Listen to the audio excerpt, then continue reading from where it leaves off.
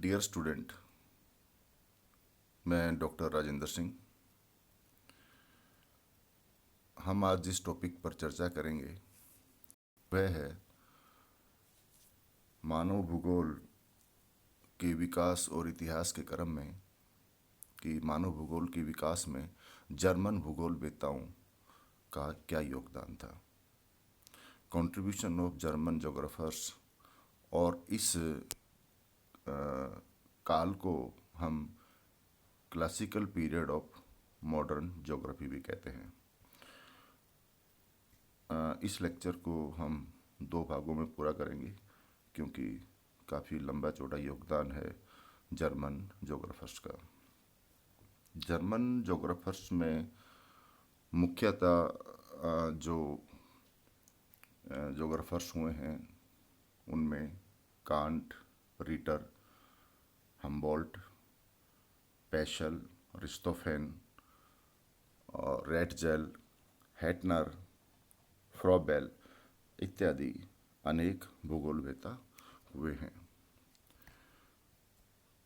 Germany में जो भूगोल का वैज्ञानिक विकास प्रारंभ हुआ वह 18वीं शताब्दी की देन है।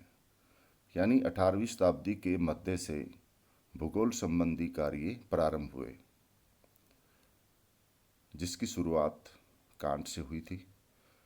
कांट मानव भूगोलवेत्ता भी थे और जिनकी थ्योरी हम भौतिक भूगोल में पृथ्वी के उत्पत्ति के सिद्धांत में पढ़ते हैं, वह भी कांट द्वारा दी गई थी। अन्य प्रमुख जो भूगोलवेत्ता या भूगोल में हम जिनका अध्ययन करते हैं, आपने नाम सुना होगा क्रिस्टलर, जिन्होंने सेंटर प्लेस थ्योरी दी थी, जिसमें शहरों का पदानुक्रम है कि कौन सा शहर कितने एरिया की सेवाएं प्रदान करता है, वह भी जर्मनी से ही थे। दूसरा, हम कृषि भूगोल में सेंटर प्लेस थ्योरी के अलावा कृषि भूगोल में हम वान थ्यूनेन का अवस्थिति सिद्धांत पढ़ते हैं, जिसमें उन्होंने कृषि पेटियों के बारे में जानकारी दी थी। वह भी जो भूगोलवेत्ता थे वो भी जर्मनी के ही थे। आज के हम इस लेक्चर में कांट, हम्बोल्ट, रिटर और फ्रेबेल, इन 4 भूगोलवेत्ताओं के योगदान पर चर्चा करेंगे। जो प्रथम है हमारे भूगोलवेत्ता वो है कांट।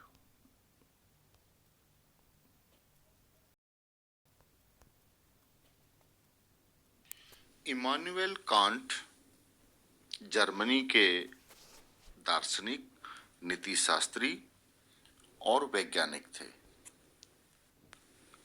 कांट ने भूगोल में नियतिवाद की विचारधारा को आरंभ किया। उन्होंने भूगोल के अध्ययन क्षेत्र को परिभाषित किया एवं इसे एक वैज्ञानिक रूप प्रदान किया। कांट ने भूगोल को एक वैज्ञानिक रूप प्रदान किया। इस संबंध में हम भौतिक भूगोल में जब हम पृथ्वी की उत्पत्ति के क्रम में जो परिकल्पनाएं हैं उनका अध्ययन करते हैं, तो उनमें एक कांट की द्वारा दी गई परिभाषा है या परिकल्पना है, जिसे हम गैसीय राशि परिकल्पना कहते हैं, जिससे सौर मंडल का निर्माण हुआ था, जो कि अधिभूत होकर घूर्णन के कारण उसमें से बाह्य तरफ कुछ छल्ले निकले थे, जिनसे बाहर के ग्रहों का निर्माण हुआ। इस प्रकार की परिकल्पना आप भौतिक भूगोल में जो पढ़ते हैं वो कांट द्वारा ही दी गई थी।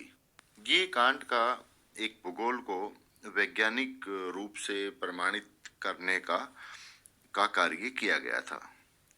यहाँ पर मानव भूगोल की विशेष सामग्री के विश्लेषण में इतिहास के योगदान से ही हम मानव के अतीत की घटनाओं के बारे में जानकारी या सूचनाएं प्राप्त कर सकते हैं।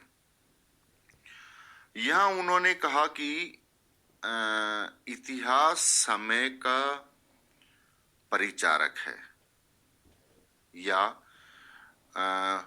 जो हिस्ट्री है वो समय जो ओल्ड एज में क्या हुआ या पास्ट में क्या हुआ उसका एक परिचायक है, जबकि भूगोल लोकेशन या स्थान का परिचायक है कि किस काल में किस स्थान पर घटना हुई। यहाँ पर कांट के ने जो भौतिक भूगोल की प्रकृति का जो सारांश है उसे 6 भागों में प्रस्तुत किया है, जैसे भौतिक भूगोल,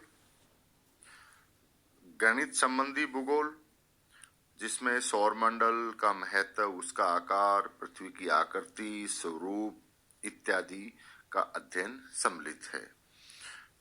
फिर उन्होंने नंबर 3 पे बताया व्यापारिक भूगोल, जिसमें विभिन्न देशों की वस्तुओं का उत्पादन, वितरण एवं व्यापार का वर्णन किया गया है।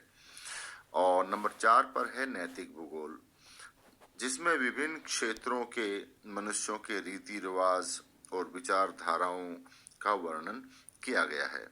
नंबर 5 पे आता है राजनीतिक भूगोल। इसमें राजनीतिक इकाइयों में भौतिक संसाधनों, उनके क्षेत्रफलों, उनके पारस्परिक संबंधों की विवेचना की गई है। और जो लास्ट पॉइंट है 6, वह है धार्मिक भूगोल, जिसमें विभिन्न प्रकार के वातावरणों में धार्मिक सिद्धांतों के परिवर्तन का अध्ययन किया जाता है। यहाँ पर कांट के द्वारा भूगोल को एक वैज्ञानिक रूप में स्थापित करने एवं अन्य घटनाओं जो कि मानवीय क्रियाएं और अन्य क्रियाएं थी, जो कि भौतिक भूगोल में उन्होंने 6 भागों के रूप में स्पष्ट की, वो एक प्रयास था जो जर्मन भूगोलवेताओं में प्रथम प्रयास रहा है, जो कि 18वीं शताब्दी के लगभग मध्य में इसकी शुरुआत हुई थी। जर्मनी के दूसरे भूगोलवेता या अन्य विज्ञानवेता के रूप में हम अलेक्जेंडर वॉन हम्बोल्ट के रूप में जानते हैं, जिनका पूरा नाम था Friedrich Wilhelm Heinrich Alexander von Humboldt. Humboldt को आधुनिक भूगोल का जन्मदाता कहा जाता है। उनके द्वारा जियोलॉजी, भौतिक विज्ञान, रसायन शास्त्र, वनस्पति विज्ञान, शरीर रचना विज्ञान, भूगोल एवं इतिहास में अनेक नई खोजें की थी। उन्होंने यूरोप, जिसमें नीदरलैंड, बेल्जियम, फ्रांस, अफ्रीका, दक्षिणी अमेरिका तथा मध्य एशिया का भ्रमण करने के उपरांत लगभग 40 ग्रंथों की रचना की थी। इनमें सबसे महत्वपूर्ण जो उनका ग्रंथ था वह था कॉस्मोस, जो 5 खंडों में प्रकाशित हुआ और जिसमें संपूर्ण विश्व का विस्तृत वर्णन दिया गया है।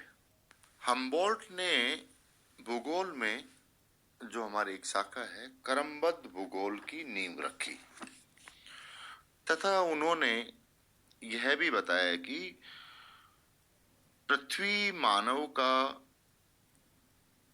निवास क्षेत्र है तथा मानव पृथ्वी का एक अंग भी है। उनके शारीरिक लक्षणों में अंतर का प्रमुख कारण मनुष्य का निवास क्षेत्र की भौतिक शक्तियों का प्रभाव तथा उस पर पड़ने वाले प्रभाव हैं। हम्बोल्ट के योगदान के रूप में हम एक और कथन जो उनके लेखों में परिलक्षित होता है वह है पार्थिव एकता के सिद्धांत का प्रतिपादन या उसकी शुरुआत हम्बोल्ट से हुई थी, या जिसे हम प्रकृति की एकता भी कह सकते हैं। यहाँ पर हम्बोल्ट ने कहा कि प्रत्येक स्थान पर एक आत्मा तथा एक जीव के दर्शन हुए हैं। उन्होंने अपनी दक्षिण अमेरिका की यात्रा के संबंध में लिखा है, सारी पृथ्वी पर उत्तरी ध्रुव से दक्षिणी ध्रुव तक समस्त पृथ्वी केवल एक आत्मा के रूप में है।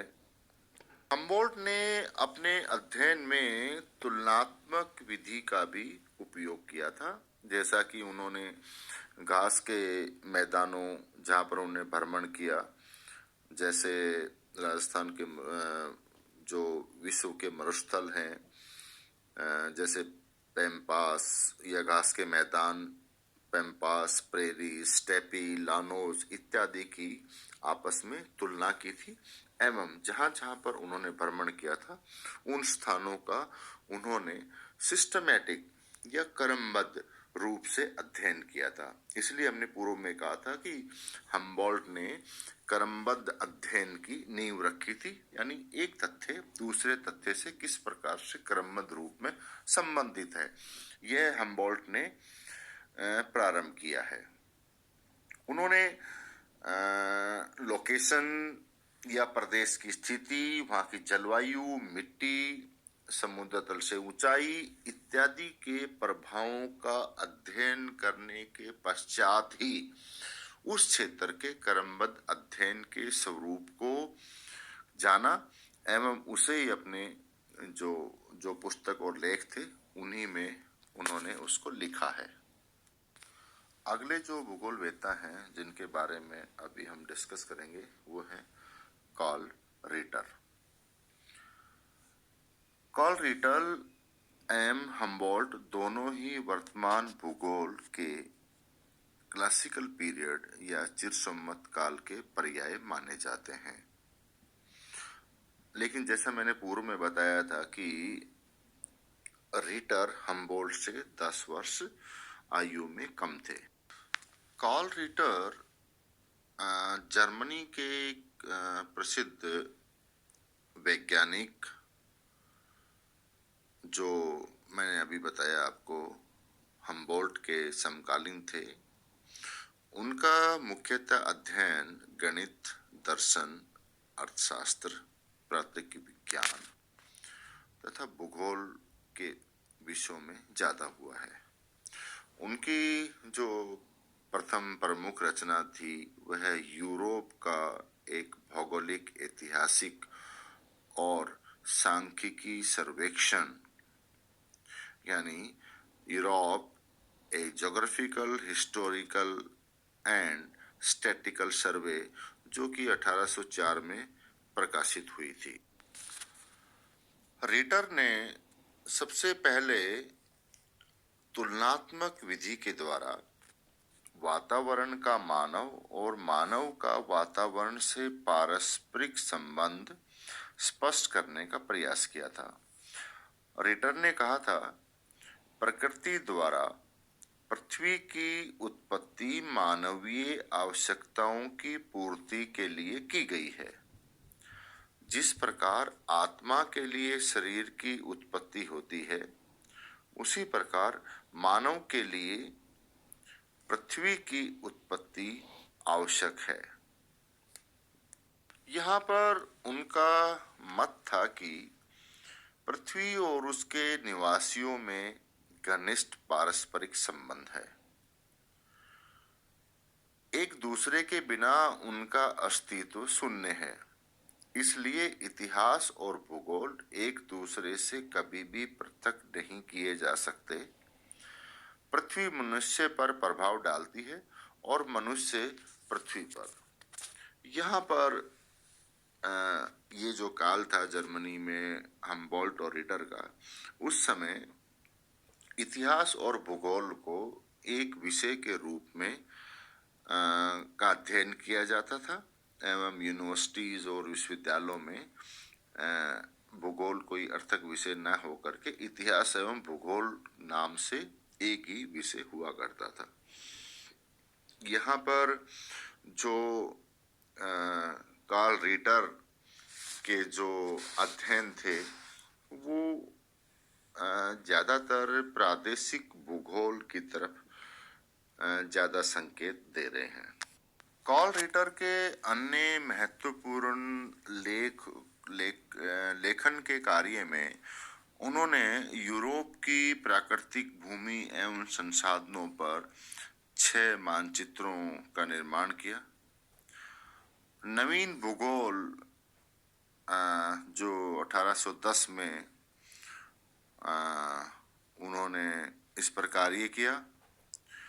विधि तंत्र पर भी उन्होंने कई शोध पत्र लिखे तथा ब्लैक सी और कैस्पियन सागर के प्रदेशों के मध्य उन्होंने मानव स्थानांतरण पर भी सांस्कृतिक एवं ऐतिहासिक अध्ययन किया गया था।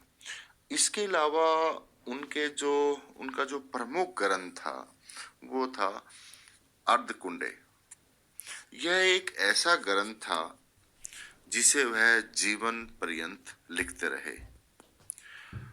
अफ्रीका पर इस बृहद ग्रंथ के प्रथम खंड का प्रकाशन उनके बर्लिन या फ्रैंकफर्ट में आने के बाद 1817 में हुआ तथा एशिया के ऊपर उनका अर्धकुंडे का जो दूसरा भाग था वह 1823 में तथा जो तीसरा खंड था वह 1832 में प्रकाशित हुआ। एशिया के खंड पर जो उन्होंने लिखा था उसकी हम्बोल्ट ने भी काफी तारीफ की थी। यह एक ऐसा ग्रंथ था जो कि रीडर अपने जीवन के अंतिम समय तक भी वह लिखता रहा और इस ग्रंथ के उन्होंने 19 खंड जो कि लगभग 20,000 पृष्ठों में लिखा गया था और इनमें से एशिया के ही उन्होंने 14 खंडों या 14 जो पार्ट थे वो एशिया के ऊपर लिखे थे। यहाँ पर यूरोप पर उनका जो लेखन कार्य था वह लिखना शेष था, यानी उनका ये कार्य अधूरा ही रह गया था। चूंकि हमारे जो इसी क्रम में जो नेक्स्ट भूगोलवेत्ता हैं वो हैं फ्रोबेल, जिनका पूरा नाम था फ्रेडरिच फ्रोबेल। फ्रोबेल ने रीटर के ग्रंथों की समीक्षा की थी जिसमें उन्होंने तुलनात्मक विधि जिसका रीटर ने प्रयोग किया था उस पर स्पष्टीकरण भी मांगा था। फ्रोबेल का मत था कि पृथ्वी के भौगोलिक वर्णन के जो ब्यौरा होता है उनकी तुलना की जा सकती है। जैसे किसी एक प्रदेश के पर्वत की दूसरे प्रदेश से या एक नदी की दूसरे प्रदेश की नदी से तुलना की जा सकती है, परंतु किसी समस्त प्रदेश की तुलना दूसरे समस्त प्रदेश से नहीं हो सकती। फ्रोबेल ने रीटर का जो उद्देश्यवादी विचारधारा थी उसे अस्वीकार किया है। जैसा कि रीटर ने कहा था कि पृथ्वी केवल मानव के लिए है, या जो अभी पूर्व में मैंने बताया आपको कि उन्होंने ये भी कहा था कि जैसे शरीर का निर्माण कि वह ऐसे ही मानव के लिए पृथ्वी का निर्माण हुआ है। फ्रोबेल का मत था कि भूगोल वह प्राकृतिक विज्ञान है जिसमें भूतल का अध्ययन क्रमिक विधि सिस्टमैटिक तरीके से या सिस्टमैटिक वे के द्वारा किया जाता है। इसमें उच्चावच, जलवायु, वनस्पति, पशुओं और मानव इत्यादि के पारस्परिक संबंधों को स्पष्ट करना चाहिए। अतः वह भूगोल के अध्ययन क्षेत्र में प्रादेशिक अध्ययन और मिश्रित अध्ययन को सम्मिलित नहीं करता था। फ्रोबेल ने भूगोल के अध्ययन क्षेत्र को सीमित करके उसे क्रमबद्ध भौतिक भूगोल बताया, जिसमें मानव जाति वर्णन को भी सम्मिलित किया गया है। डियर स्टूडेंट, आज हमने जर्मनी भूगोलवेताओं में से कांट, हम्बोल्ट, रीटर और फ्रोबेल का जो भूगोल में योगदान है, उस क्रम में आज हमने बात की है, चर्चा की है। जो शेष जो भूगोलवेता या भूवैज्ञानिक हैं, जिनमें रिस्टोफेन है, रेटजेल हैं, एल्फ्रेड हेटर हैं, इनका भूगोल में क्या योगदान था, उसे हम अपने अगले लेक्चर यानी कि contribution of German geographers part 2 में पूरा करेंगे। मैं उम्मीद करता हूँ आज का लेक्चर आपको अवश्य लाभदायक लगा होगा। यह लेक्चर सेकेंड ईयर के मानव भूगोल व एमए पूर्वार्ध की जोग्राफिकल थॉट या भौगोलिक विचारधारा के लिए इम्पोर्टेंट है। धन्यवाद।